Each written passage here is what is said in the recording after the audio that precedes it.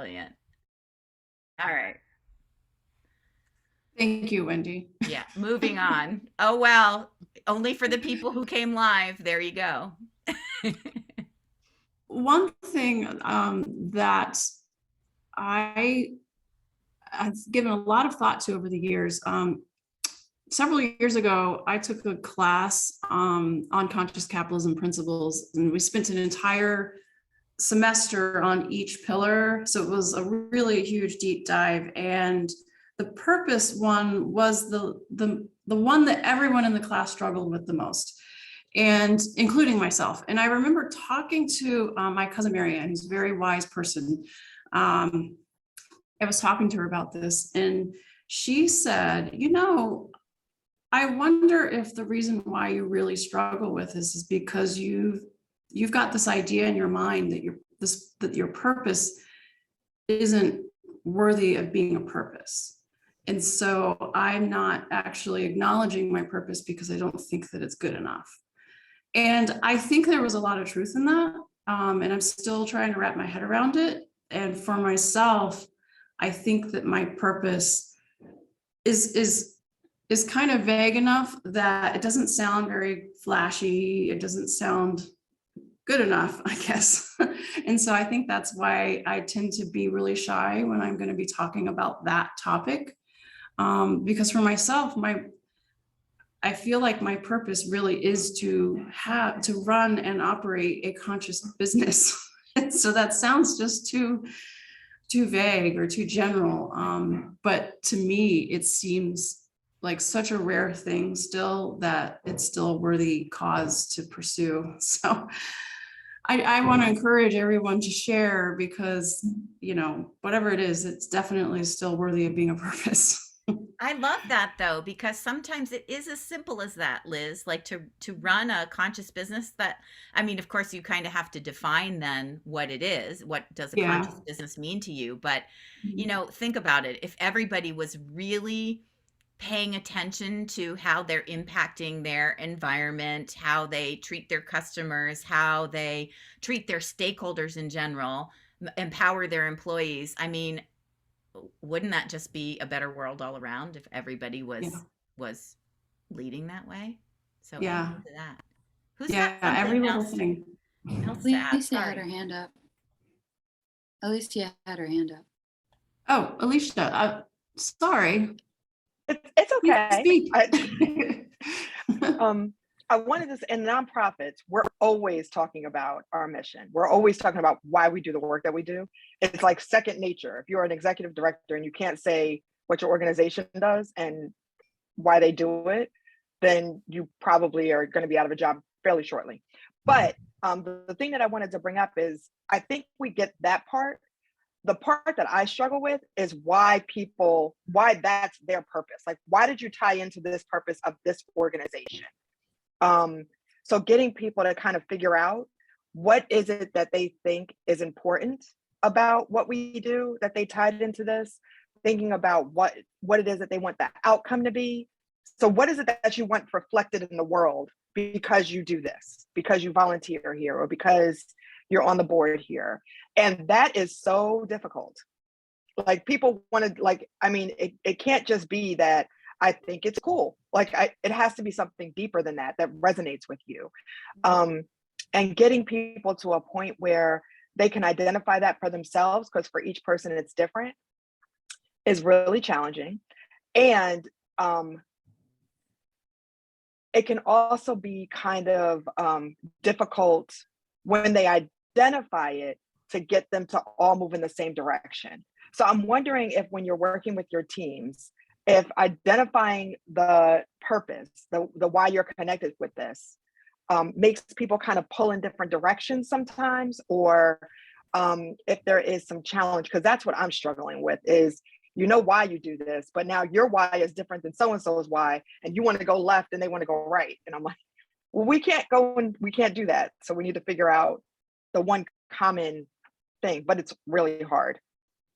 So I'm wondering if you've had to deal with that, or if anybody has dealt with that, and then what they're kind of bringing to the conversation from that perspective. I see people struggle with it all the time. because there's some people, it's funny that like they'll identify their vision and mission and think that's it, but it's like, no, it's way more than that. And so sometimes I would say like start with core values, but it really depends on what that driving factor is for someone else, and that's not giving you very much guidance, but that's why we ask so many questions, because when we define certain areas, at least we call them the brand building blocks, there's definitely one piece that someone resonates with or makes them tick. We just always, we follow that. We follow that light. We follow that question and then dig deep into it, because it is really hard, I think, to identify. Some people are super clear about their purpose, and they'll tie their profits to it. For others, it's a lot more just kind of, it goes through everything they do, like what Liz was saying. It's in general a conscious business. I'm hearing you say like their purpose. I kind of think of a purpose as an individual thing. Like I have a purpose for being in a place or doing a thing. I have my personal purpose, that is why I'm put on this earth. But the organizational purpose, we kind of have to come to consensus. Yeah. That's not as easy, because that means that I have to give up something that's in my personal purpose to kind of be with the group, or they might have to give up something to be with me. That's where my challenge is. I have my personal purpose. Yeah.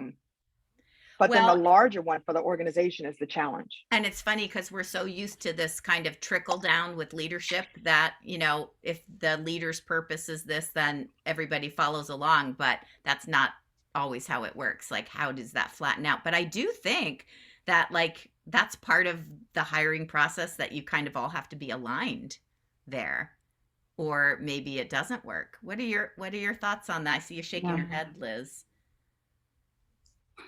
Well, for us, definitely hiring people who are aligned on our values.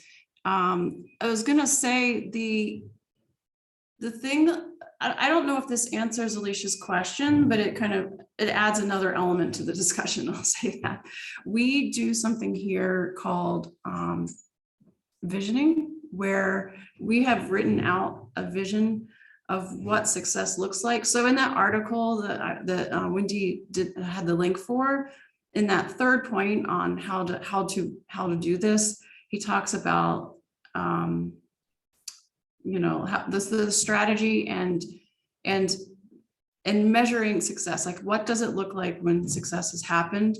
And so what we've done is we have written out, we've sort of used our imagination to write out briefly what it looks like when we're looking around the room and things are operating in a way that is successful and accomplishing our purpose.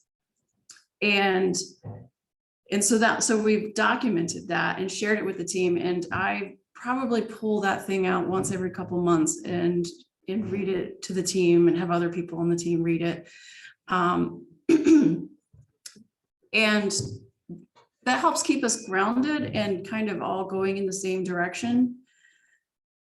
But we didn't always do it that way.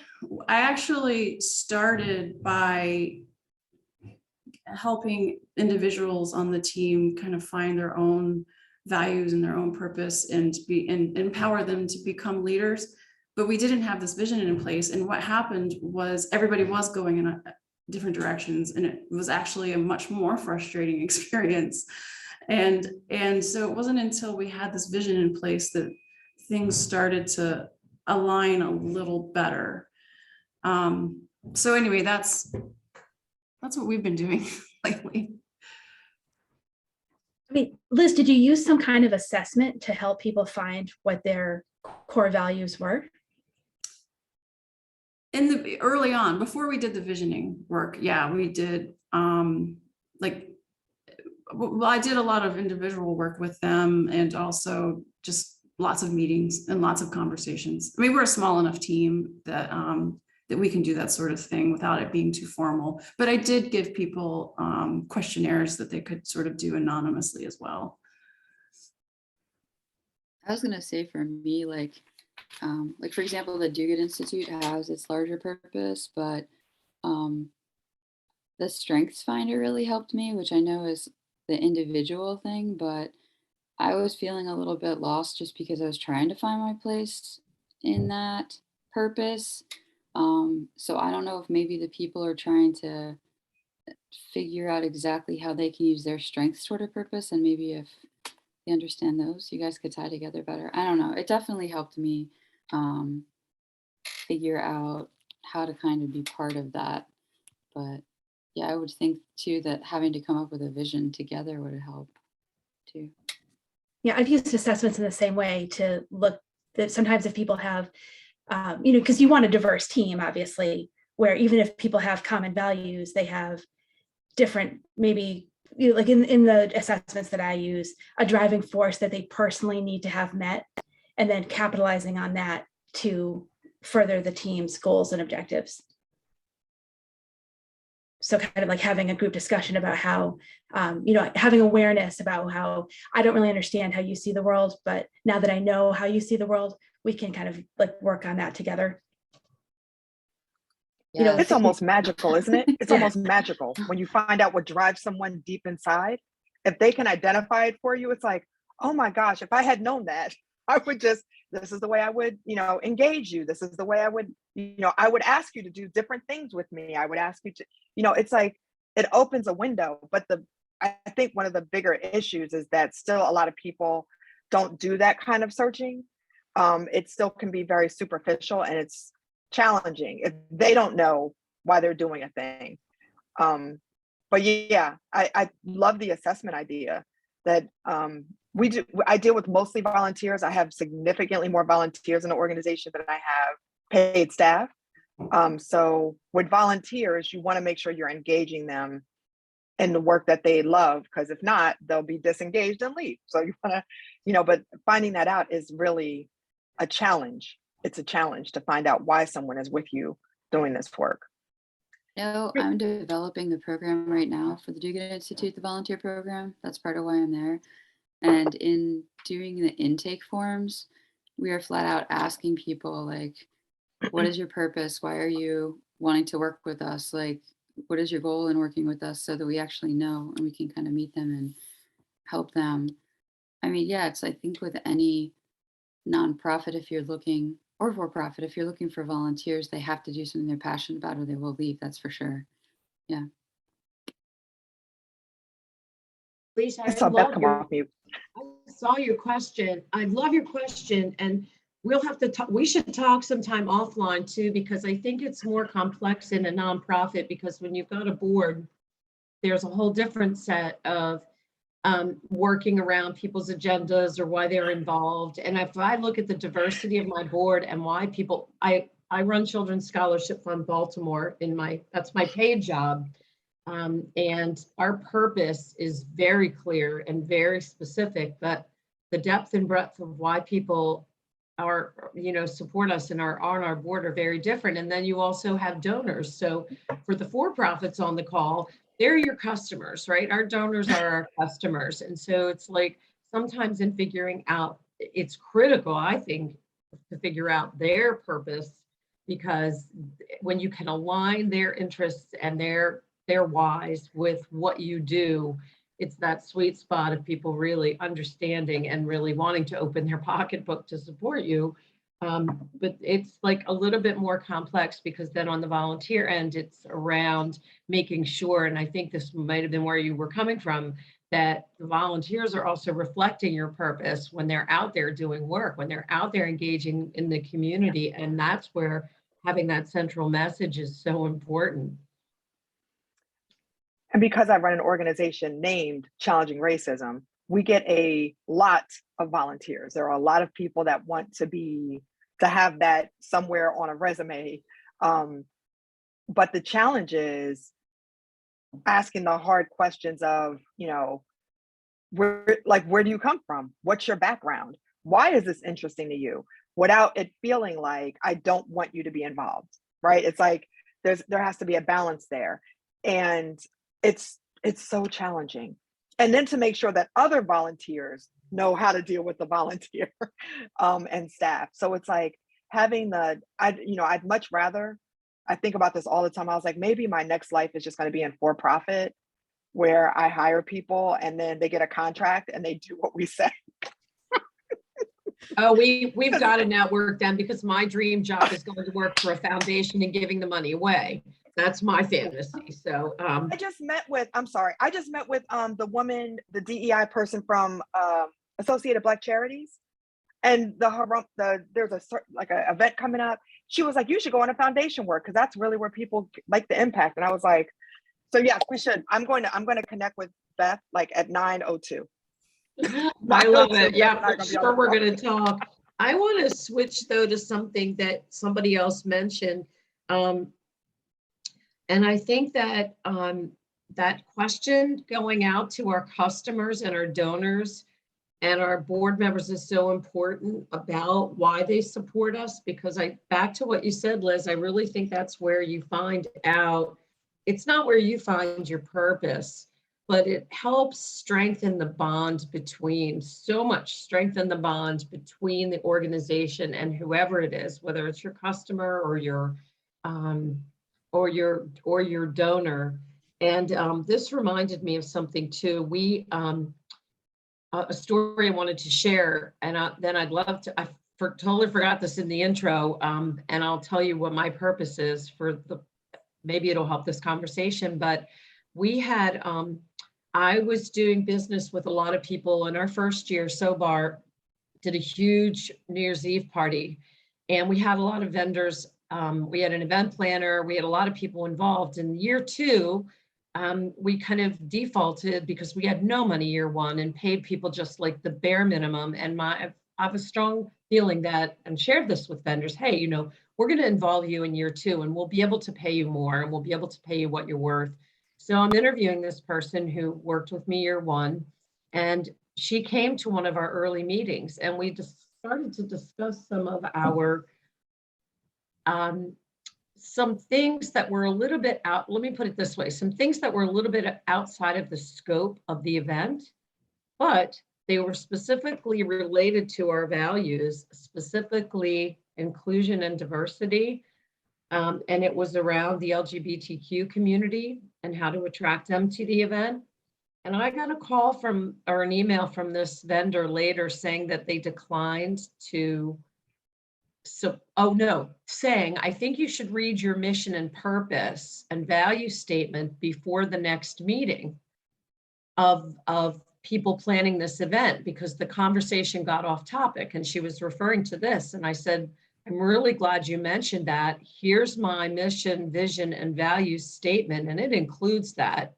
And the PS unspoken, because I didn't want to be a confrontational bitch, was that this is part of what we stand for. And thank God she asked the question, because I was able to select this person out of the mix of doing work for my nonprofit because she does not share our values statement. So it's something I have started to do. And I think it really is helpful to any process you go in. So I'll quickly read our new mission: to provide and promote innovative beverage options to those who cannot and choose not to drink alcohol. Our vision is to eliminate the stigma of not drinking alcohol and encourage inclusion of innovative, healthy, non-alcoholic beverages everywhere alcohol is served. And our values are health, wellness, choice, inclusivity, diversity, equity, and inclusion. So that's how I start my meetings now with vendor teams or other teams, so we can be very clear about what we're doing. Yeah, thanks for sharing.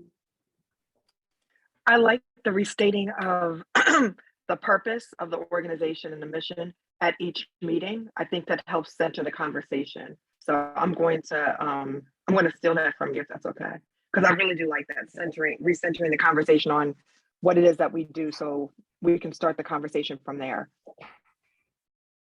Yeah, and it can be easy to get off track. It's a good reminder for everyone.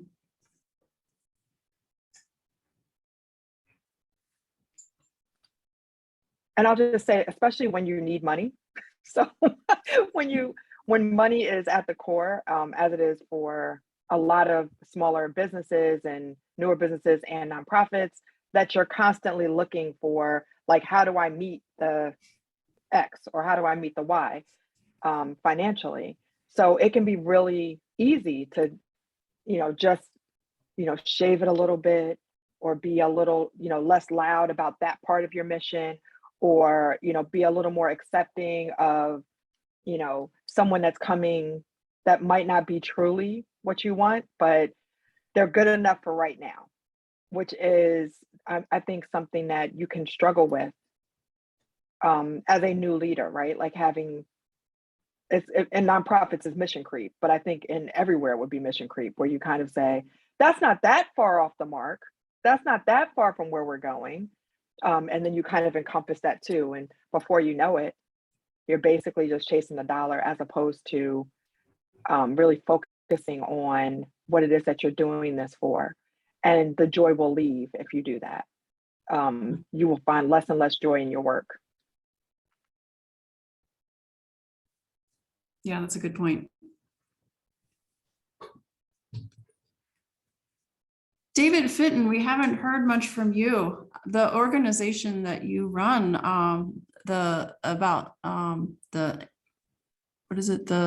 amputee service, it seems like that is sort of purpose is baked into your organization just by nature of what you're doing. Do you have anything you want to say about that? That is correct. So the service part becomes real easy because our service is so needed for the amputee community. So that part is easy. The challenge is right now I'm a staff of 1. So while I'm interested in finding somebody who has a similar desire or purpose or mission that I do, which is the company's mission, is challenging. I've come across partners who want to join up together, but it just didn't seem like we were working for the same reason. So I like the part of introducing myself with the company mission. And perhaps that will help me weed out some of the other people who are interested in doing business with me. Yeah, that makes sense. Yeah, that's about it. Thanks. For now.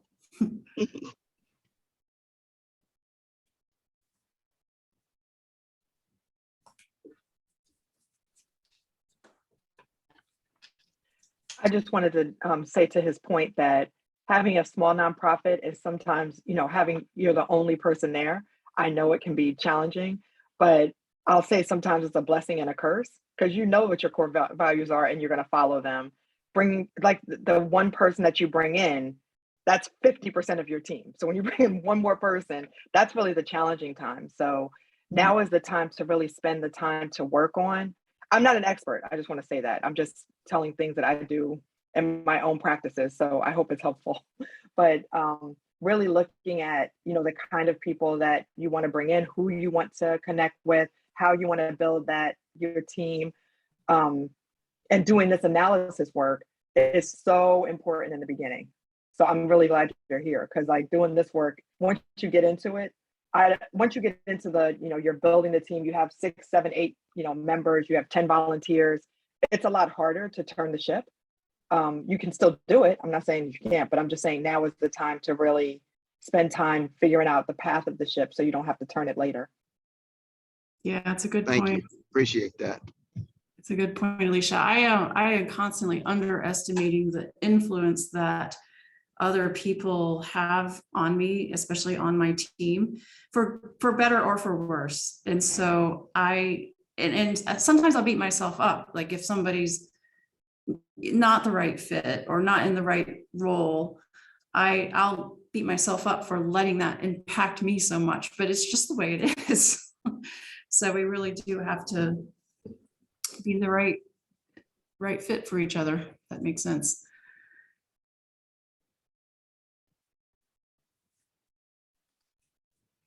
Can I ask a question to Erin? Is that okay?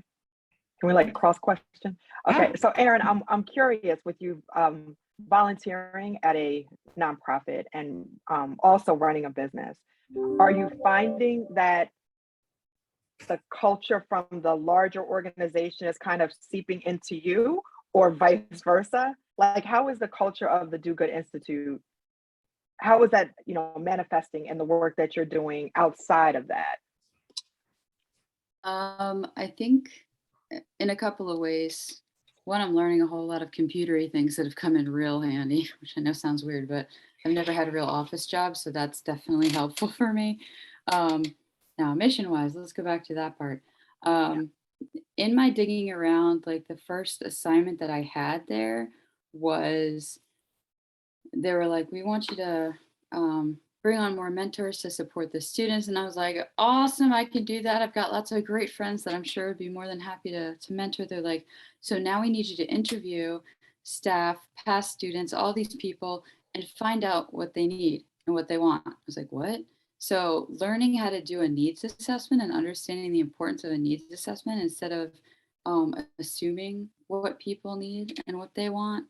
Um, I had never heard of that. It's like a design thinking thing. So that's really fascinating to me. Um, and also in my digging around, I ran across um, someone called, his name's Chris Jarvis, and he runs the Realized Worth Institute. And I just had a great meeting with him Friday. And his whole purpose is like really teaching about corporate volunteering and the importance of that um, for companies. And that's something that I'm very interested in.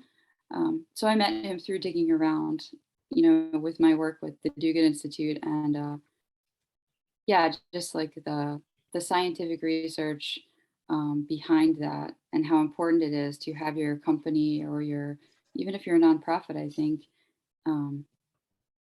just kind of to volunteer, but from a place of wanting to do it, not from a place of feeling like they're forced to do it, because that makes a huge difference. Um, so I think the psychology behind that's fantastic. So yeah, those No, were but a I couple of love that you're talking about like how their mindset is kind of this design thinking, and you're like, oh yeah, that's a great way to approach a problem. Because I feel that way too. Like when you have a larger organization, there's so much more thought partnership, right? There's not that they come up with better ideas, but they come up with more ideas yes, than you can yes, on your own. And I'm very interested in how that has kind of trickled down to you being a person that's kind of living this dual life, like you're doing the two things all at the same time. Like being a part of that larger organization, has that culture kind of impacted you? So I appreciate you taking a moment to share that with me, because I've been very curious about that. Um, yeah, is how the culture of the organization impacts people when they're not with me. Because we do have a culture, whether we think we do or not. We all have a culture that we live within and a purpose that we live within. Um, yeah, definitely. I think, like I said, having to do that strengths finder helped me find my place and my purpose within the Do Good Institute to serve it the best. It's funny, like there's like a hat test or something, and I'm kind of like a hybrid green and red hat where everyone else there is like, for the most part, like very academic, very like, I'm not a linear thinker, so I was definitely feeling like an oddball out for a long time. Um, so being there also helped me be more kind to myself in that understanding that running my business is hard because I'm not a linear thinker. So it's helping me realize I need to find someone to partner with me that is a linear thinker and stop beating myself up for the stuff that I'm not good at.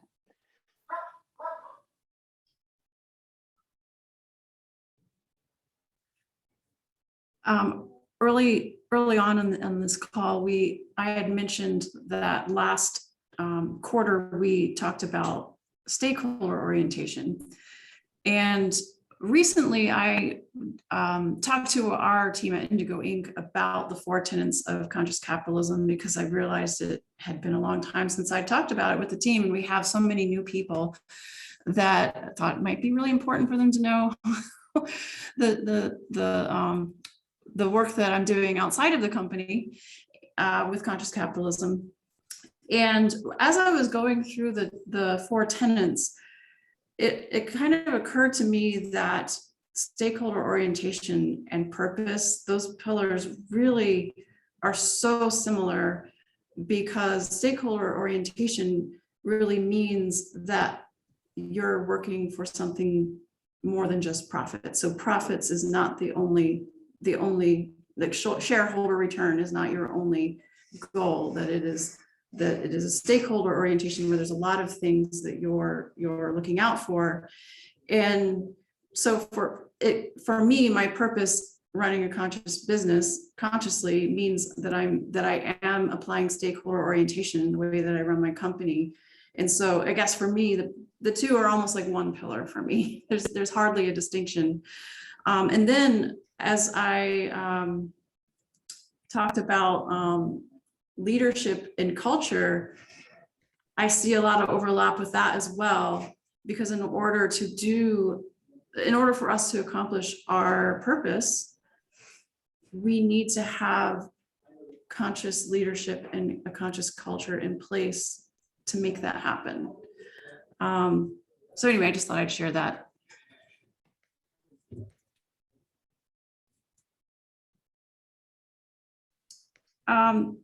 Since we are coming up close to the end, Tanya, would you be willing to do a membership spiel for us? Yes, I was just getting ready to put the website in the chat. While you're doing that, I just want to put a pitch out. You had talked about, is it the ESG funds that you started incorporated in your business? Am I getting that acronym correct?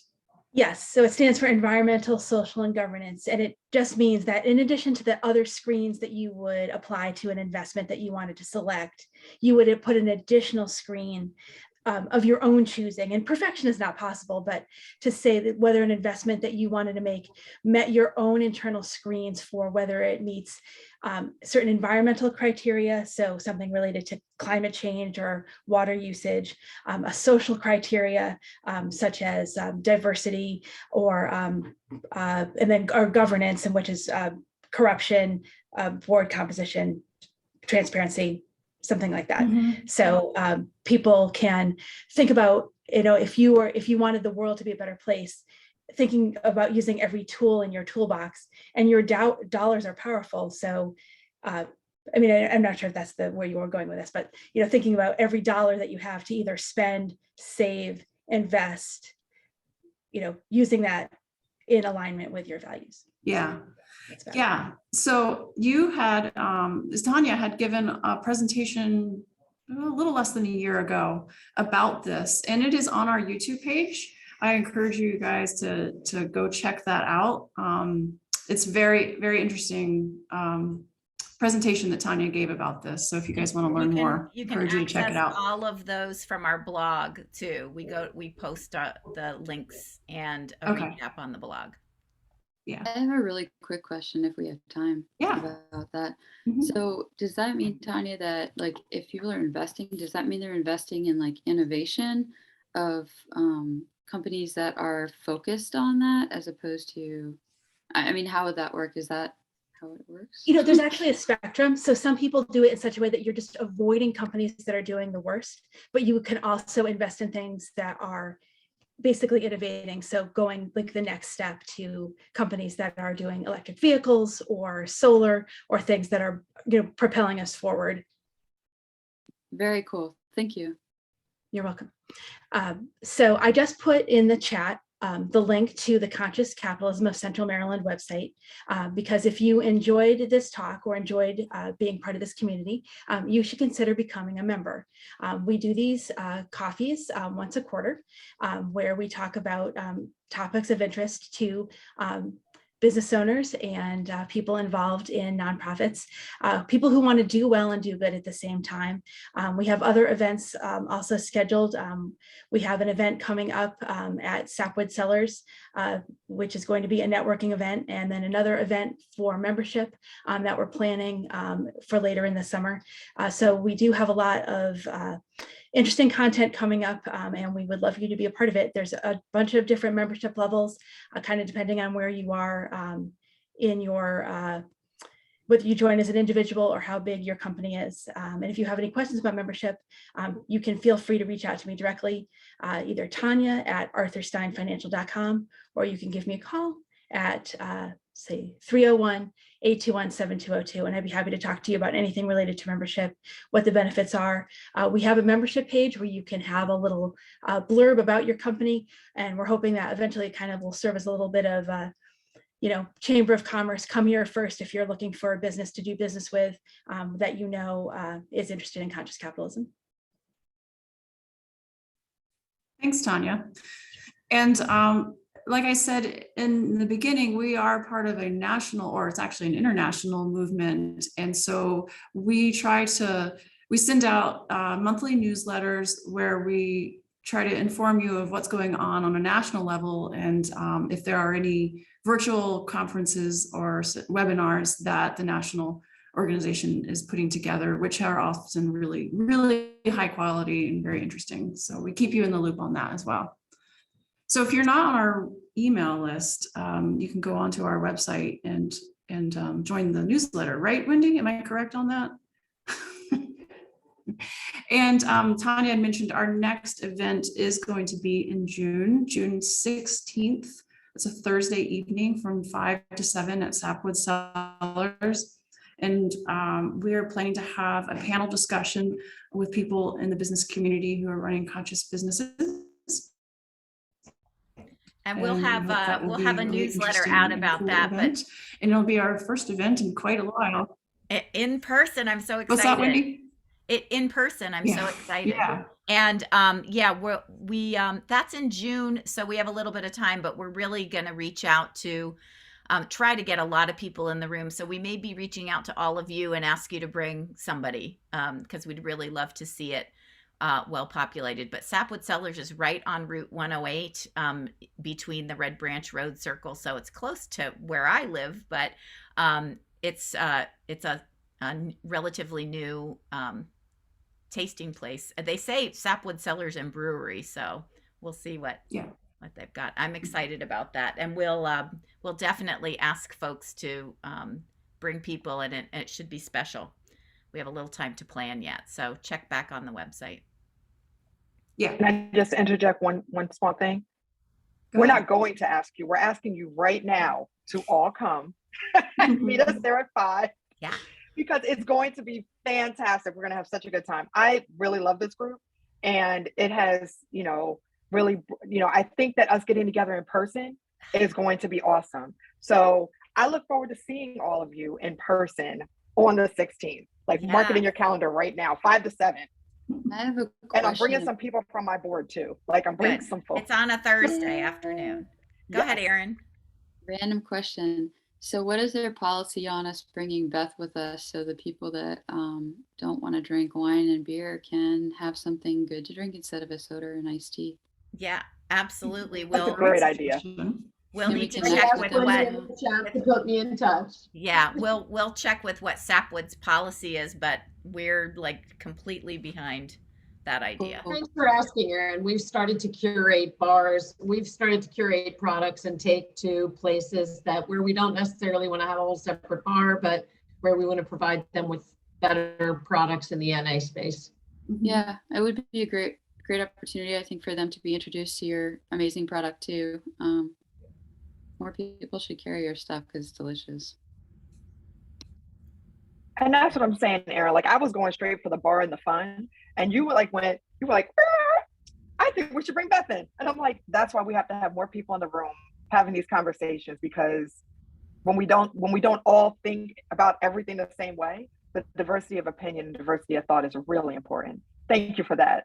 You're welcome. It seriously is, and I'm learning that. I keep hearing people oh, I never thought of that. I'm like, yeah, my brain's all over the place. So that's probably why. I have a kid like that. It's amazing to watch her brain work. And I'm just like, you're going to change the world. And so are you, Erin. That's what I'm saying. Yeah. Great. Well, thank you everyone for coming out. This has been a wonderful discussion. Yeah, and I did put that link. Thank you for pointing out that the link didn't work. I had too many HTTPs, but the link for the core values conversation on the Insight 180 website is in there too. Hopefully that can provide some direction. We referenced Simon Sinek and the whole bit. And we have a minute to spare, so have a great day, week, month. Yeah. We'll see you in June. June Yeah. 16th. Awesome. Yeah, Thank you. thank you all. It Thank was you great so starting much. my morning this way. Have a great day. David, Bye. Have a good nice day. to Bye see bye. you. Aaron, nice to see you. Thank you. Have a good day. You Take too. care. Bye. Thanks for coming. Me too. Thanks for organizing it, Liz. It was great. Oh, thank you. Thanks for coming.